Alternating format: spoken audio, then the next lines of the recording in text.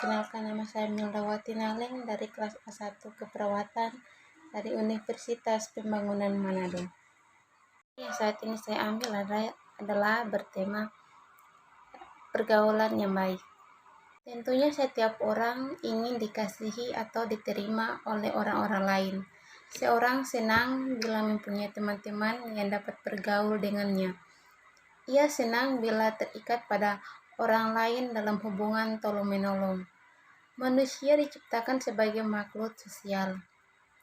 Artinya, kita diciptakan untuk mengasihi orang lain seperti Tuhan mengasihi kita. Kita bersyukur atas kehidupan kita dengan perkataan-perkataan mereka, permainan mereka, keseriusan mereka, dan pertolongan mereka. Kehidupan kita sungguh lebih kering bila kita tidak ikut serta dalam suka dan duka teman-teman kita dan bekerja sama dengan orang lain seperti mencapai suatu tujuan yang mulia. Manusia tidak dapat hidup sendiri tanpa hubungan dengan orang lain. Sebab itu adanya individu-individu lain nih yang merupakan suatu keharusan. Seorang manusia selalu membutuhkan pergaulan dengan manusia lain agar dapat mencapai taraf tingkat laku manusia. Dalam perkembangan usia, pola hubungan seseorang juga berkembang. Pola itu jelas pada usia remaja dan terus bertahan sampai usia lanjut. Pola terdiri atas 5 dimensi. Yang pertama, dimensi persamaan. Memiliki teman yang punya persamaan dalam kepribadian, nilai-nilai hidup, perilaku, minat, dan latar belakang. Yang kedua, dimensi timbal balik. Kita mencari teman yang bisa saling mengerti, saling percaya, saling menolong, saling mengakui keunggulan, dan saling memaklumi kelemahan masing-masing. Yang ketiga, dimensi kecocokan. Kita berteman karena merasa cocok dan senang berada bersama. Yang keempat, dimensi struktur. Kita mencari teman yang berjarak dekat, mudah dihubungi dan bisa langgeng. Dimensi model. Kita berteman karena kita respek dan mengagumi kualitas kepribadian. Dengan perkembangan kemampuan, kematangan, dan kebutuhan, pola hubungan antar seorang bertumbuh dalam 7 tahap. Adapun 7 tahap tersebut adalah tahap bayi, tahap anak kecil, tahap anak besar, tahap remaja dan pemuda, tahap dewasa muda, tahap dewasa, dan tahap usia lanjut. Tahap bayi. Pada berusia setahun, terheran-heran melihat bayi lain. Biasanya ia melihat orang dewasa, tiba-tiba ia melihat makhluk kecil.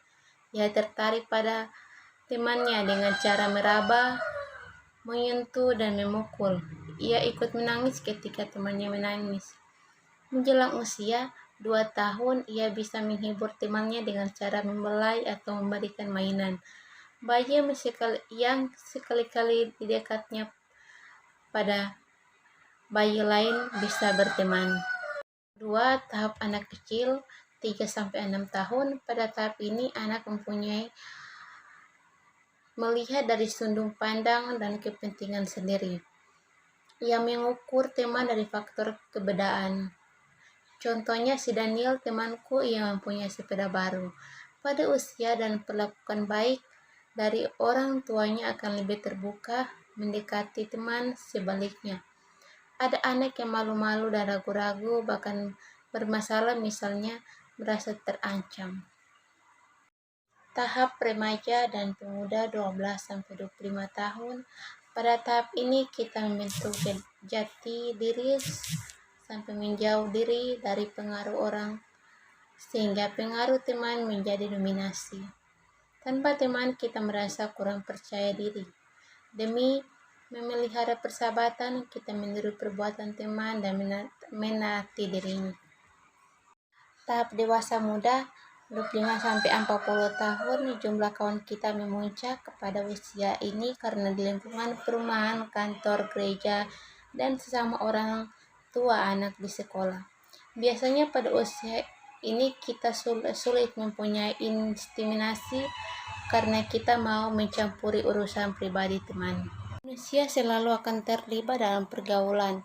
Pergaulan bisa disorot secara khusus akan memberikan gambaran yang berbeda-beda dari segi kualitas waktu, misalnya pergaulan yang menggambarkan hubungan reaktif saja, seolah-olah antara dua individu tahu lebih hanya berjalin hubungan bagikan tanya jawab. Hasil dari presentasi saya, apabila ada salah kata, mohon maaf. Buat teman-teman yang ingin mau lanjut kuliah atau